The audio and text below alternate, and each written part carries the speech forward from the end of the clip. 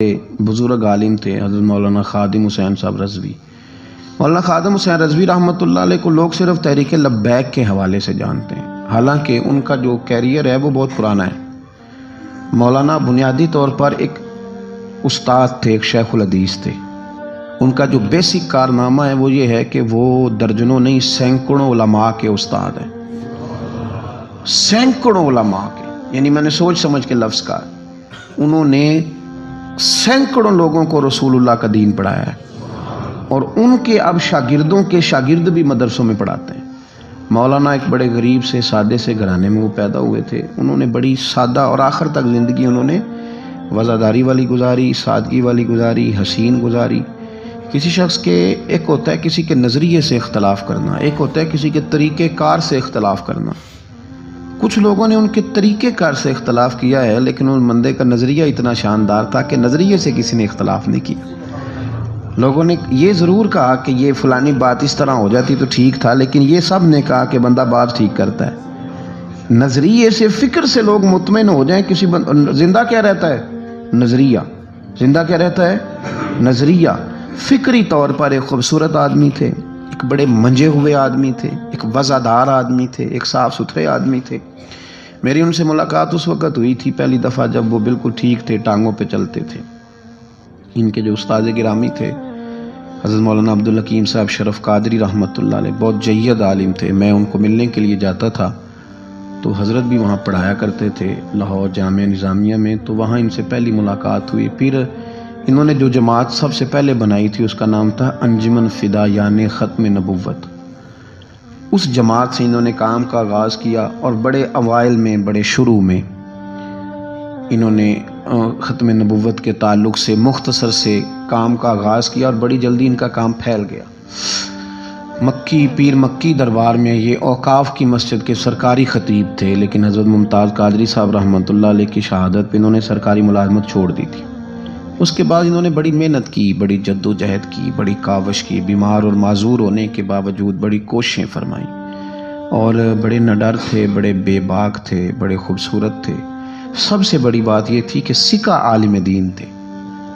جماعت کسی بھی سیاسی جماعت کے پاس اتنا تگڑا بندہ نہیں جس طرح کہ حضرت مولانا خادم حسین رضوی صاحب تھے۔ میری ان سے تسلسل جیل جانے سے پہلے میں ملا، جیل سے آئے تو پھر ملا۔ میں گرچہ ان کی جماعت میں کبھی شامل نہیں ہوا، لیکن فکری طور پر ان سے جو کہ پہلے کا ایک تعلق تھا، ابھی بھی 24 اکتوبر کو پچھلے مہینے کی وہ گجرات جا رہے تھے تو کچھ دیر ہمارے پاس رکے، اور دیر تک وہ باتیں کرتے رہے، اور دیر تک ان کی میں باتیں سنتا رہا۔ پھر وہ مجھ سے کچھ سوالات پوچھتے رہے، میں ان کے جواب دیتا رہا۔ پھر اچانک جو ہے وہ کچھ دن پہلے خبر ملی کہ ان کا طبیعت ان کی بڑی علیل ہے۔ میں نے تیمارداری کے لیے کچھ ان کے جو قریبی لوگ تھے ان سے رابطہ کیا، بتایا کہ آپ ٹھیک ہیں، آپ تھوڑے بیمار ہیں۔ پھر کل اللہ تبارک و تعالیٰ کا فیصلہ قدرت آیا، اور تیزی کے ساتھ لوگ اٹھ گئے۔ اس 2020 نے بہت سارے لوگ اہل سنت کے لیے، لیکن اس شخص کا جانا کو زیادہ ہی تکلیف دے گیا۔ دل مائل نہیں ہوا، میں تو ناشتہ نہیں کر پایا طبیعت، اور میں نے پہلی دفعہ فیصلہ کیا تھا میں جمعہ نہیں چھوڑا کرتا۔ سوچا تھا کہ اگر جمعے کے بعد جنازہ ہوا تو جمعہ لاہور جا کے پڑھوں گا، لیکن ان کی نماز جنازہ کل 10 بجے ہے۔ اس طرح کے لوگ کم آتے ہیں دنیا میں، اور شاید ان لوگوں کا وقت بھی تھوڑا ہوتا ہے، اور اللہ پاک شاید ایسے لوگوں کو جلدی ہی اپنی بارگاہ ناز کی طرف لے جاتا ہے۔ ایک شعر جگر مراد آبادی نے کہا تھا کہ جگر راہ وفا میں نقش ایسے چھوڑ آیا ہوں، میں جس منزل سے گزرا ہوں وہ اب تک یاد کرتی ہے۔ اور مجھے نا ایک دفعہ کسی شخص نے کہا کہ آپ کے خاندان کا قبرستان کہاں کر کے ہے؟ لوگ لکھنے والے جو لوگ ہوتے ہیں وہ پوچھتے رہتے ہیں کہ اس بندے نے کیا وصیت کی ہے، تحریری والے لوگ۔ تو میں نے انہیں کہا کہ قبر بھی بانی جائے گی۔